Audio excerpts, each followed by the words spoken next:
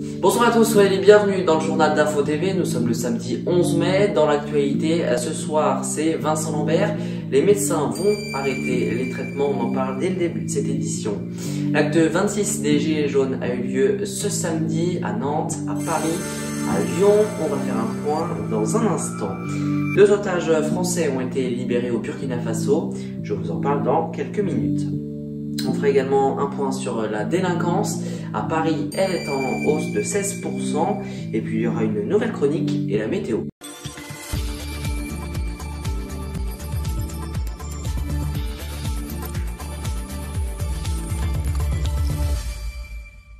Le traitement de Vincent Lambert va être arrêté la semaine du 20 mai, c'est ce qu'ont annoncé les médecins aujourd'hui. La décision avait été validée par le Conseil d'État le 20 mai dernier. Les parents de Vincent Lambert, eux qui sont contre cette décision, avaient déposé un recours. 2 otages français et une otage sud-coréenne ont été libérés au Burkina Faso. Les 2 Français arriveront en France à 18 h. Ils ont été reçus par les autorités burkinabés en fin de matinée. 2 soldats français qui voulaient les libérer ont été tués. C'étaient 2 militaires. Les 2 otages français ont tenu à les remercier et à leur présenter leurs condoléances. 26e samedi de mobilisation pour les Gilets jaunes, un grand rassemblement était organisé à Nantes et à Lyon et à Paris comme chaque samedi depuis le 17 novembre dernier. Il y avait aussi des dispositifs policiers qui avaient été déployés, des policiers qui sont à bout de souffle. Encore cette semaine, un policier s'est suicidé avec son arme de service. Forte hausse des cambriolages en 2018 à Paris, plus 16%. Dans le détail, c'est le sud de la Seine-Saint-Denis qui est le plus touché. Dans le Val-de-Marne, et dans les Hauts-de-Seine, on observe une légère baisse. Au Royaume-Uni, le prince Harry et Meghan Markle ont présenté leur enfant qui est né lundi 6 mai. Il s'appelle Archie. Il a été présenté à la foule mercredi.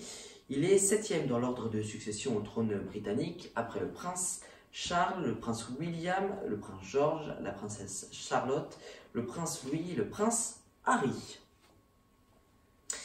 C'est l'heure de votre nouvelle chronique. C'est arrivé un samedi 11 mai 1945, 3 jours après la capitulation allemande. Saint-Nazaire est la dernière ville d'Europe à être libérée à la fin de la Seconde Guerre mondiale. C'est ici, le 11 mai 1945, que s'est terminée la Seconde Guerre mondiale en Europe. C'est ce qu'avait déclaré le général de Gaulle. Et tout de suite, on fait le point sur la météo.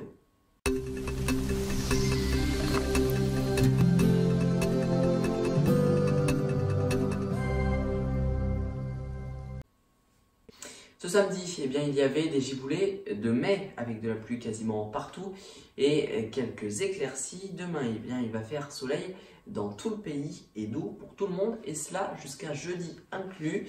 Une très belle semaine s'annonce donc. Vendredi, il y aura des orages qui vont arriver par le sud du pays.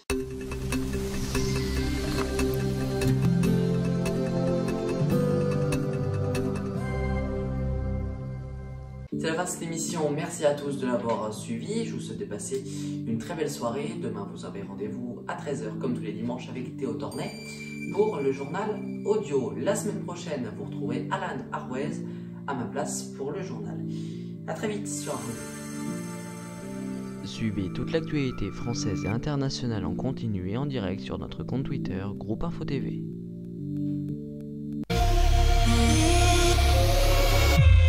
Je vous retrouve ce dimanche pour un résumé complet des dernières actualités françaises comme internationales dans le journal audio à 13 h sur Francis Radio.